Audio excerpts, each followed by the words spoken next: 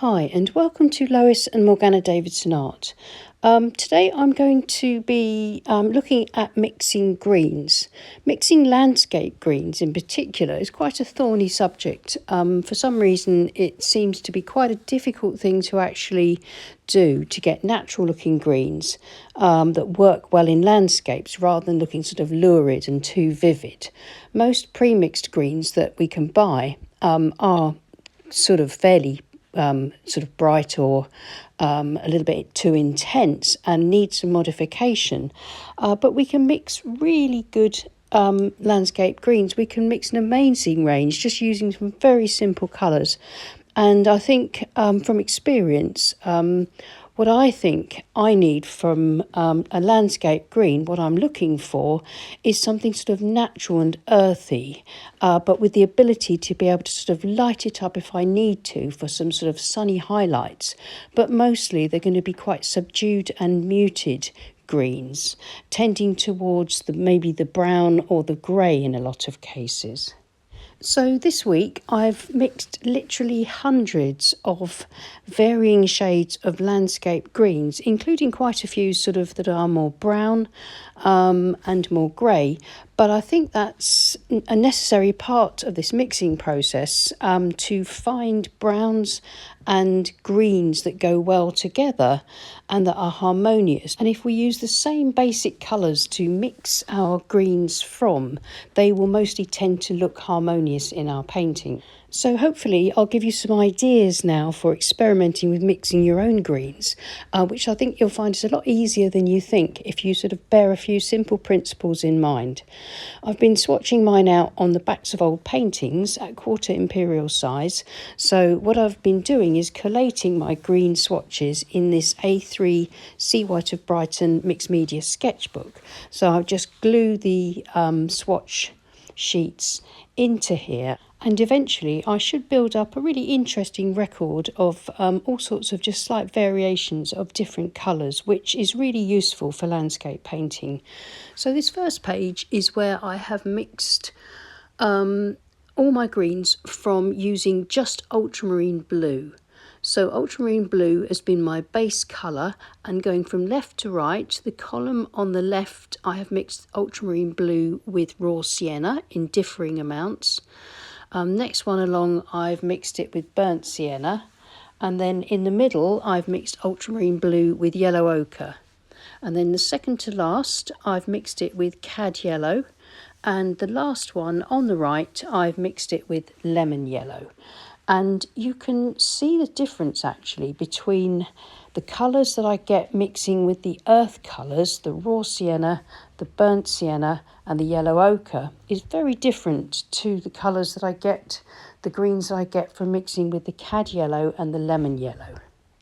The greens that have been mixed with the earthy colours are much warmer, they're much subtler, they're really lovely greens, a lot of them with very brownish tones. And I'd be happy with using them in any of my landscape paintings, depending on the season I wanted to paint, etc, etc. The ones with cad yellow, they're quite warm too, but they're a little bit brighter, as you'd expect from using a bright yellow, but still warm, still subtle. And of course, all those colours are basically warm colours that we've used to mix. But as soon as you introduce a cool colour, and lemon yellow is a cool yellow, you get a very different range of colours. They're quite sort of sharp, almost pastel in some cases, but very different from the others, and so that was an interesting result. Now here's my second sheet of swatches, and this time I've used exactly the same mixing colours, but my base blue has been cobalt blue. So on the left, cobalt blue mixed with raw sienna, then burnt sienna, then yellow ochre, then cad yellow, and lastly on the right with lemon yellow. And I've had very similar results, but completely different colours or hues. Really beautiful, much more subtle. But then those cooler greens on the right from the lemon yellow are really quite sort of startling, quite strong, very interesting colours. So again, another interesting experiment. So now I'll show you how I mix this huge range of colours, and it's not rocket science, it's really simple. It's just a matter of deciding on a base colour, and for this one I have sped my swatching up. I'm not as fast as this in real life, but almost, but not quite. So I'm using Payne's Grey as my base colour, and here on the left, as with the other ones, I'm mixing my Payne's Grey with water and varying amounts of raw sienna, and you can see that with the Payne's Grey I'm getting these really sort of quite dark, quite earthy, almost sort of muddy greeny browns, but much more tending to the green side rather than the brown side. But if I mix with my Payne's Grey with burnt sienna, just about all of my swatches are turning out to be quite brown, quite a sort of reddish brown, as you'd expect from burnt sienna.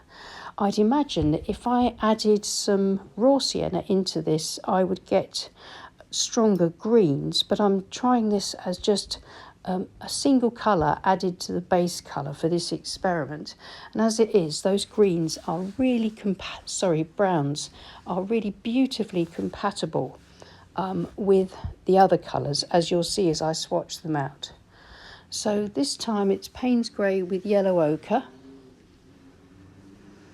Again, they look a lot browner on the screen than they are, but we've got some really beautiful, subtle, deep olive colours coming through here.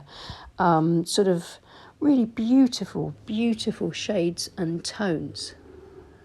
And the more yellow ochre you add, the warmer these greens become, the more sort of mossy or lichen greens. And now finally, using cad yellow, I didn't mix with lemon yellow this time, but you could try that yourself. I'm sure lemon yellow will yield some wonderful results mixed with Payne's Grey. But look at some of these colours, they're so subtle, they're so beautiful. I think very often when we're out in a landscape, if we really look at it carefully with an artist's eye, instead of a preconceived eye, we will see that the greens around us, especially in the UK, are often very muted, more sort of very strong sort of brownish tones to them, or yellowish tones, depending on the time of year. And of course, as I live in the UK, that's why I'm focusing on mixing this kind of range of muted earthy greens, because that suits the style of painting and the landscapes that I paint. But of course, if you live in warmer climes, then I'd suggest using some brighter blues and maybe brighter yellows. I would suggest that you try mixing with a Prussian blue or a cerulean blue, maybe even a Windsor blue, and then see what sort of colour ranges you get from those. And then when you sort of happen upon the colours that you like and that you think suit your local landscape, then you're pretty much onto a winner really, and you probably never need to buy pre-mixed greens ever again. As you can see, I've literally mixed hundreds of really elegant, beautiful, harmonious shades, just using a few simple colours, and I could have mixed more, but I just thought this would give you a really good idea of how fulfilling and fun it can be to experiment and explore colour in this way.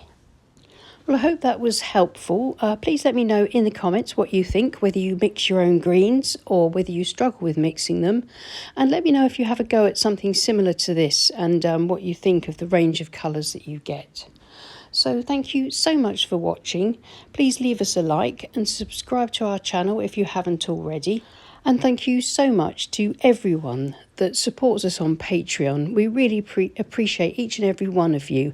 And welcome to our new patrons. It's lovely to see you there. Thank you so much for signing up. And Morgana's back on Monday with a really interesting review of Etcher watercolour paints. So keep an eye out for that. Have a lovely weekend, and we'll see you soon, and happy painting. Bye.